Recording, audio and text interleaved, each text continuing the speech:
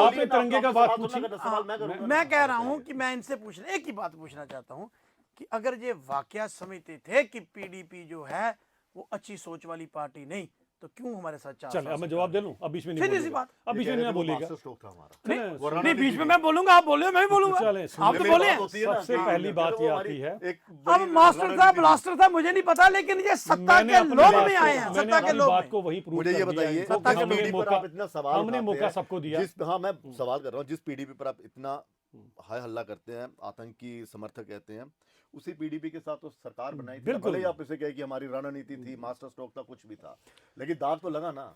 मैं इसी भी चीज़ के ऊपर आऊँगा। आप एक चीज़ को समझिए कि सबसे बड़ी बात ये आती है कि जब हमने इनके साथ सरकार बनी, मैंने एक ही बात बार बार कही है आपको, उसके अंदर यही है कि हम चाहते हैं ये सब के सब इन ये मिलिटेंट को टेररिस्ट बोलना शुरू हो जाए और इस तिरंगे की कदर करना शुरू हो जाए। हम यही चाहते हैं, इसी कारण को कोशिश की हमने कि इनको भी लाकर मेन स्ट्रीम के अंदर इसी देश के साथ, ताकि देश को आगे बढ़ाकर ले जा सके। और जिस तिरंगे की बात करते हैं, अब सोनू जी को पता होना चाहिए कि that the country was guided by flag rules. अब फ्लैग रूल्स जो होते हैं ना, उन फ्लैग रूल्स के अंदर सोनू जी शायद आपको नहीं पता होगा, आप प्राइवेट बिल्डिंग के अंदर झंडा नहीं चला सकते। ये तो हमने ही अभी आके रूल चेंज किया, आप कहीं पे भी फहरा सकते हैं। और सबसे बड़ी बात, आपकी पॉलिटिकल मेरे पार्टी की जो जिंदल साहब पार्टी मेंबर प्रेसिडेंट है, पार्लियामेंट कांग्रेस के, उनकी पिटीशन थी, आपने कुछ नहीं किया। वो तो कांधा देने की जिंदल बात साहब मेंबर करती पार्लियामेंट थे थी, वो आज कांग्रेस का के। जिंदल जी ने किया था। वो आज कांधा देने की बात करती थी। आज क्या हुआ? आज देख लिया, आप कहते थे यहाँ आप कोई साथ तिरंगा उठाने क्यों थे वाला यार, नहीं ये तो होगा। बता दो। आज तिरंगा उठाने वाला मैं कोई कहता नहीं हूं, होगा। साथ क्यों थे जब 4 आपने साल? ये बयान दिया था तो दो तभी फ्लैग हमने लगा के सरकार क्यों गिरा घूमते थे दी। 4 साल? जब आपने ये बयान दिया तो उसी दिन सरकार गिरा दी। आप हम सरकार के लोभी नहीं है। आप 4 साल जिस दो दिन आपने झंडे ये लगा के बयान दिए तो घूमते आज रहे, आपका स्टेट क्या बैंक हाल हुआ लगाया है? ना? आज क्यों अपना लगाया? हाल देखिए क्या हो मेरा गया सवाल है। कि सबसे लेकिन बड़ी सोनू जी, पॉलिटिकल सवाल पार्टी ये भी 3 है पे आके लिमिट कि सिमट गई जिस है। शांति के लिए और जिस 370 को बहाल करने के लिए आप इतना जोर दे रहे हैं, तो आपको नहीं लगता कि आपको इतना प्रेशर बनाना चाहिए कि यहाँ पर जो बेरोजगारी बढ़ी है उसे खत्म किया जाए, जो बाहर के लोगों को ठेके दे दिए गए, बाहरी राज्य के यहाँ पर सारा काम शिफ्ट हो गया, डेली वेजर्स, ये और भी मुद्दे हैं, इन मुद्दों पर क्यों नहीं ध्यान जाता? देखिए सबसे क्या बड़ी आपका ये मुद्दा है ही नहीं है, या सिर्फ हाँ कि हमने राजनीति में किस तरह से रहना है, अपनी खोई हुई जमीन को किस तरह से वापस पाना, तो देखिए, चलिए हाँ, यही आपने बड़ा अच्छा सवाल किया। देखिए 370 एक मुद्दा है, वो चल रहा बनाइए ना चलता आप रहे, एनसी के चलिए। ऊपर दबाव। लेकिन मुझे एक बात बताइए, जो आपने कहा बाहर के ठेकेदारों को यहाँ रोजगार मतलब ठेके काम यहाँ दिए गए, ये कब हुए? 5 अगस्त 2019 के बाद हुए ना। यही तो हम कह रहे हैं। आप हमारी जमीन हमसे छीनना चाहते हो। आज ललित जी, सबसे बड़ी परेशानी कहाँ है? रेत हमारी, बजरी हमारी, लेकिन बाहर के ठेकेदार जो है उसमें काबिज है। आज लैंड माफिया चल रहा है भारतीय जनता पार्टी अरे के पास। जम्मू आपकी में तो मैंडेट पार्टी है। का नाम क्या था, नहीं, याद है ना सुनिए, आपको? सुनिए, पीडीपी आपके की पास फुल फॉर्म क्या है? प्रॉपर्टी डीलर पार्टी, याद तो है आप आपको? जो मर्जी अरे करो, याद बीजेपी करिए की ना क्या है? आपको, बीजेपी याद की तो क्या करिए है? क्या नाम था मैं कहता आपका? बीजेपी सारे की फुल प्रॉपर्टी फॉर्म डीलर क्या तो है? आपने बताओ, इकट्ठे पता है? करके रखे थे। बीजेपी क्या की बातें फुल फॉर्म करते क्या है? हो? पता जाके है? देखो मैं सुजमा चैनल में में, कह ही नहीं ऊपर सकता। जाके देखो शर्म कौन सी आती है, जमीन मेरी है जुबान आपके लिए। गंदी सोचो होती तो है। सही कम से मैं कम यार। बीजेपी कौन को बात क्या कर रहा है? कह आप बात सकता कर रहे हो, हूं? मैं आप बात बीजेपी कर रहे हो, आप देश क्या की बात बात कर आप करोगे, इनका काम आप इसकी बात करोगे। और बीजेपी अरे को छोड़िए, ललित जी कहते 370 क्या, की मैं आड़ कहना में नहीं आपने सब चाहता। कुछ किया है। मैं मुंह से नदी कहना मार्ग नहीं आपने चाहता, मेरा मुंह 370 की गंदा आड़ में होता है। किया। वो बात जो करके जितनी आपने जमीन माफिया सुनिए, चलाया, 370 की आड़ में चलाया, सब कुछ माफिया- आपने 370 की माफिया आड़ कौन में चला किया। रहा है यहाँ? मुझे 370 मुझे का फायदा तो बताइए, बताओ। हाँ, बता रहा हूं ना। 370 का फायदा तो बताओ क्या 370 था? का- बता रहा हूं, आपके सुनेंगे? वहाँ पाकिस्तान से जो सुनेंगे? आती थी वो यहाँ की नागरिकता ले, सुनेंगे? मेरे यहाँ से सुनेंगे? जो बाहर जाती थी उसकी नागरिकता मैं छीन कहता लेते हूं, थे। सुनिए, ये था, मुझे बताएं, ये था इसका फायदा कि पाकिस्तान वाली को यहाँ नागरिकता देते थे और मेरे यहाँ की बच्ची की नागरिकता छीन लेते थे। ये फायदा था। ऐसी बातें करते हैं आप। इसी 370 के रहते आपने भी, आपके विधायकों ने भी इसी 370 के रहते यहाँ पर विधायकी की वो शपथ ली थी। एमएलए मिनिस्टर एमएलए बने मिनिस्टर थे। भाई साहब, चीज अगर को बदलने में इतनी- 60-70 अगर- साल अगर की सुनिए, चीज को अगर बदलने के एक दिन में 370 बदली जाती है। 370 ललित जी कौन सी इतनी बात थी। करते हैं? ऐसी चीज मैं क्या बदली बात जाती कर रहे हो है। आप? बदलने अगर बदलने को समय 370 लगता थी है, तो मुझे बदलने को बताइए। समय लगता है ना, बदलने को समय नहीं लगता। बदलने को समय कहीं आज बदला, केंद्र सरकार ने आज क्या बदला बात कि नहीं की? बदला? जम्मू आज कश्मीर किसने की- बदला? मुझे क्या बात बताओ, कर रहे आज हो? बताएं किसने मुझे बदला? जम्मू कश्मीर की किसकी? मुझे एक भी नेता बताओ जम्मू कश्मीर का भारतीय जनता पार्टी का जो 370 के खिलाफ सड़क पर उतरा हो, कहा हो कि ये मैं जिस 370 पार्टी के के खिलाफ जिस उतरा पार्टी के मैनिफेस्टो के अंदर 370 लिखा है, जिस आइडियोलॉजी ओए, आपकी 370 थोड़ी की लिखी बात हो, करोगे, दिल्ली वालों का मसला, हमारी आपको आइडियोलॉजी पूछना है है, आपको तो दिल्ली पूछना है, हमसे कोई अलग है मुझे क्या? ये बताओ, हमारी आप- आइडियोलॉजी के आप अंदर ये 370 आप बनाओगे कैसी कि बात नहीं करते हैं? बनाओगे? आप ये बनाओगे? बिल्कुल बनाएंगे। देखिए ललित जी, आपने बहुत अच्छे सवाल किए। सवाल तो यही है ना, केंद्र की सारी पॉलिसी यहाँ पे चल रही है, स्टेट की कोई पॉलिसी नहीं रही। मुझे बताइए, आज नौजवान की जरूरत क्या है? बताइए रोजगार। ना आप। रोजगार हाँ। वो जो सरकारें देने में विफल है। तो भाई आपने साहब कहा तो फिर आप ये डेली मुद्दे क्यों वेजेस उठा रहे हो? 2.5 लाख नहीं, बैकडोर अब जब अपॉइंटमेंट बजट किसने की है? सेशन आएगा, 2.5 लाख बैकडोर जब अपॉइंटमेंट किसने जब की? बजट सेशन अरे भाई आएगा, साहब 2.5 लाख बैकडोर, चलो आज मैं आपको 1 मिनट की 2.5 लाख मानता हूं, 2.5 लाख बैकडोर बैकडोर अपॉइंटमेंट किसने की, की? लेकिन जम्मू अपने कश्मीर के भांजे लोगों को मिली ना। अपने भांजे को आपने रातों किसको रात किसने दिया? केएस ऑफिसर बनाया? आपने बाहर अपने से भांजे लोग को रातों रात लाए। केएस आपने ऑफिसर किसने पैरामेडिकल बनाया? स्टाफ मुझे बाहर से बताओ। लाया। केएस ऑफिसर देखो, किसने बनाया ये बताओ? चलो ठीक है, किसका मैं- ऑफिसर नहीं, बना, मैं- फिर मैं नीचे इनसे- उतारा मैं गया, इनसे पूछना चाहता बताइए हूं। किसने मुझे ये उतारा? बताइए, अरे ठीक है, लूट मैं समझ खसूट और गया, धांधली मुझे ये और बताइए बैकडोर कि ये अपॉइंटमेंट के मुद्दे ऊपर सरकारें होंगे। चलाई हैं, आप बिल्कुल, बात करते हो। महबूबा मुफ्ती जी ये मुद्दे उठाएंगे, बिल्कुल हमारे या मुद्दे फिर ये वही हैं। 370 नहीं नहीं नहीं नहीं नहीं, देखिए ललित ये जी, जो बाहर दूसरे ये राज्यों में हमारे यहाँ की कैसी बिल्कुल बात है, उनको हमारे बाहर यहाँ मुद्दे बुलाया जाए, हैं। 370 उठाया हमारे मुद्दे हैं नौजवान का रोजगार। हाँ, हमारा वो मुद्दा पहले है 2.5 लाख महंगाई। बैकडोर अपॉइंटमेंट के हमारा हिसाब किताब मुद्दा दो। है जो इन्होंने पहले लूटा 2.5 लाख खसूटा लोगों है। का बैकडोर हमारा अपॉइंटमेंट के मुद्दा हिसाब है रेत किताब दो। बजरी, पहले हमारा तो केएस मुद्दा है ऑफिसर पानी, को बनाओ, हमारी उसका दो। बिजली, पहले सब कुछ केएस खा गए ऑफिसर का दो हिसाब चोरी किताब। की इन्होंने पहले डट के केएस हमारी। ऑफिसर का सब हिसाब कुछ आपने किताब दो चोरी जो बनाया किया। था, जी, जी। बताए जरा हमें। मुझे ये बताइए 370 के अलावा कोई अभी बात तक होगी? आपकी पार्टी प्रेसिडेंट की वालिदा ओए, का हिसाब आपके किताब नहीं पास दिया। है क्या बेचने अभी के तक लिए? 2.5 बताओ, करोड़ है का क्या? हिसाब किताब नहीं और दिया। लेते क्यों नहीं हो 10 2.5 साल करोड़ का से? हिसाब किताब दो मैं जाके। कहता हूं लेते क्यों नहीं हो हाँ 10 जी, साल मुझे से? ये पार्टी बताइए 10 ना, साल से ले अभी क्यों जी, नहीं? चीफ मिनिस्टर की सुनिए वालिदा मेरी के बात। पास हिसाब किताब नहीं मेरी 2.5 बात करोड़ सुनिए, रुपए का, मेरी मानना बात पड़ेगा सुनिए, आपकी मेरी ईमानदारी की बात सरकार को। सुनिए। 370 आएगा नहीं, ये आपको भी पता है। इस मुद्दे को छोड़कर क्या इस असेंबली में ये जो 28 एमएलए हैं ये इन चीजों को उठाएंगे? डेली वेजेस का मुद्दा हो गया, यहाँ के ठेकेदार जो सड़क पर आ गए हैं, बिजली की कटौती हो रही है, और भी बड़े ऐसे मुद्दे हैं। ललित जी, आपको जो याद इन्होंने है, वादा किया 12 सिलेंडर 200 यूनिट फ्री, ये करेंगे कि नहीं करेंगे? ललित जी एक बात सुने, बात ये होती है कि action should speak louder than words. अगर आपको याद होगा, स्वर्गीय देवेंद्र राणा जी हमारे बीच में नहीं है, जब कैंपेनिंग चल रही थी सबसे पहली बात की थी जिस दिन भारतीय जनता पार्टी की सरकार बनेगी उसी दिन जो है सभी डेली वेजेस रेगुलराइज किए जाएंगे। हमने जो जो वादा किया, और भारतीय जनता पार्टी वैसे भी जो वादा करती है वो पूरा करके दिखाती है। अब जिस पार्टी ने उनका कोई आपने नुमाइंदा बुलाया नहीं, उनसे पूछिए जरा ये 200 यूनिट फ्री बिजली कहां से देंगे? नहीं, अब फिर दबाव 12 नहीं, घंटे अब देखिए, दबाव हम तो नहीं। दबाव बनाएंगे हर एक चीज के ऊपर। हम तो चाहते हैं कि ये लोगों को मिलनी चाहिए। हम सिर्फ सियासत के लिए नहीं करते। हम लीडर ऑफ अपोजिशन हमारे सुनील शर्मा जी हैं, जो बात करते हैं हम लोग बिल्कुल लोगों के मुद्दों की बात करते हैं। अगर आप अच्छा काम करेंगे हम आपके साथ खड़े हैं, लेकिन जहां पर आप एक आंख से देखने की चलिए। कोशिश करेंगे पीडीपी की तरह या बाकी पार्टीज की तरह, हम दूसरी आंख खोलना अच्छी तरह से जानते हैं। आखिरी ये है कि आप इन मुद्दों को छोड़कर, आपको भी पता है 370 आने वाला नहीं है, आप ये मुद्दा जानबूझकर छेड़ते हैं कि भारतीय जनता पार्टी इस पर रिएक्ट करे और सारे मुद्दे वहीं पे दफन हो जाए, क्योंकि मुझे तो अपनी पॉलिटिकल माइलेज लेनी है। देखिए ऐसे जी, हमारे लिए मुद्दा है 200 यूनिट बिजली फ्री का जो वादा किया गया वो असेंबली में पूछेंगे भी किसके पास। ठीक है। हमारे लिए मुद्दा है 12 सिलेंडर की बात की गई। हमारे लिए मुद्दा है हर साल में 1 लाख बंदे को रोजगार देंगे। तभी 4 महीने तो होगी, हम पूछेंगे 4 महीनों में कितने दिए उनसे पूछिए। और फिर ये लेकिन मुद्दे मैं कहाँ से आते हैं? कौन से देखिए, मेरी बात सुनिए, 370 35 है तो शारा है, उसके ऊपर तो बात चलती रहेगी। कैसे चलती लेकिन रहेगी? मैं- सुप्रीम कोर्ट ने कह दिया कि जिस ढंग ठीक से है, हटाया सुप्रीम वो कोर्ट से बिल्कुल कह दिया, उसके बाद अगर मेरी बात एक सुनिए, अगर सुप्रीम कोर्ट ने कोई फैसला दिया है तो दोबारा भी एक प्रोविजन है सुप्रीम कोर्ट के पास जाने का, जो कानूनन होगा। जब सरकार आएगी आज जब कानूनन होगा हम करेंगे। लेकिन मैं एक बात मैं वही कह रहा हूं। हाँ चुनता, मैं कहता हूं कि ठीक है वो मुद्दा है, लेकिन ये जो 4 मुद्दे हैं बिजली पानी, और इस सरकार ने पिछला जब इलेक्शन हुआ बीजेपी ने भी कहा था हम फ्री बिजली देंगे, नेशनल कॉन्फ्रेंस ने भी कहा था, हमने कहा, लोगों ने हमारी बात नहीं मानी। एनसी और सच बात है ना, एनसी और बीजेपी को मैंडेट दिया, तो मैं तो बीजेपी को कहूंगा और नेशनल कॉन्फ्रेंस से तो पूछेंगे सवाल भी 200 यूनिट बिजली फ्री कब मिलेगी। चलो वो ये तो हाँ, ये भी, और इनके पास अच्छी खासा तादाद है, हाउस में 28 एमएलए हैं, इनको ये सबसे उठाएंगे। आगे आना चाहिए। इनको सिर्फ इसलिए नहीं रहना चाहिए कि मेरा मकान खाली करा लिया सरकार ने, या है या नहीं है, उसके ऊपर बात कीजिए। 3 पर 28 भारी है। हाँ बिल्कुल, नंबर है इनके पास। देखिए हमारे 28 हैं, और बात यह आती है कि जो भी मुद्दा लोगों से पर्टेनिंग है उसके ऊपर हम हमेशा खड़े रहते हैं। इनकी तरह हमारा ये नहीं है कि जब मन किया तो उनकी जो गलत पहुंच हमारी तरह आप बन भी नहीं सकते। उनके ऊपर आप बनना हमारी नहीं तरह क्या चाहिए। बनोगे? हम तो हम बहुत तो सारा नहीं ड्रीम्स भी आपकी हम तरह नहीं झंडी वाली करेंगे। कार भगवान पे ने बनाया उड़ाते आपकी तरह, हम हिंदुस्तानी हैं, हिंदुस्तानी झंडे वाली रहेंगे, कार पे कट्टर हिंदुस्तानी। और आपकी सब तरह कहते हैं नहीं, आपकी तरह नहीं है, कभी उधर कभी उधर, पता ही नहीं कहाँ जाना है। कहना कि कश्मीर में लोगों की खामोशी को शांति न समझा जाए, ये क्या प्रोवोकिंग स्टेटमेंट है? क्या वो तमाम उन जो ग्रुप्स हैं उनको फिर से एक्टिवेट करना चाहती हैं कि हाँ एक बार फिर से एक्टिव हो जाइए, और ये जो शांति वाला एक चल रहा है उसे अशांति की ओर ले जाना चाहते हैं? ये एक बहुत बड़ा सवाल है। दूसरा ये कि क्या भारतीय जनता पार्टी और पीडीपी ये जनता से जुड़े मुद्दों पर बातचीत करेंगे असेंबली में? ये सबसे बड़ा सवाल होगा। फिलहाल इजाजत दीजिए, नमस्कार।